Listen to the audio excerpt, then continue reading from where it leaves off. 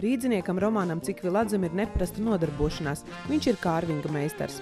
Kārvings – dekoratīva visdažādāko materiālu griešanas māksla, radusies austrumos pirms 2000 gadu. Parasti šī māksla tiek nodota mantojumā no paudzes uz paudzi, taču Romans kārvingu pirms 23 gadiem apguva armijā. И в армии в Германии попал в школу высших поваров, а там карвинг был обязательно единица изучения. Dekoratīvi ornamenti tiek veidot arī no augļiem un dārziņiem. Sarežģītāko no arbūza gatavo 3 stundas, bet vienkāršākus ornamentus var izgriezt arī 15 minūtēs. Jāsaka gan, ka mākslas darbi ir ātri gaistoši, tos nevar uzglabāt ilgi. 3-4 дня самая большая жизнь каждой скульптуры.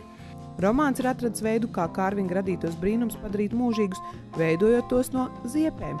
Viņš gandrīz 6 gadus meklē ziepes, kas nedruptu un būtu piemērots kārvingam. Последний месяц-два вышел на человека, который изготавливает специально мыло, и это мыло подходит для карвинга. Pielietojot kārvingu var tapt ornamenti, puķis, dzīvnieki, zivis, putni un pat cilvēku sejas. Romānam ir savs favorīts. Мне нравятся тайские мастера. Они делают цветы из овощей в основном. У них сборные цветы получаются. Вот. А делать если скульптуры, то это предпочтение отдаю японской и китайской технике. Kārvinga tehniku var apgūt ik viens, ja vien ļauj vaļu fantāzijai, sameklē īsto materiālu un audzina pacietību.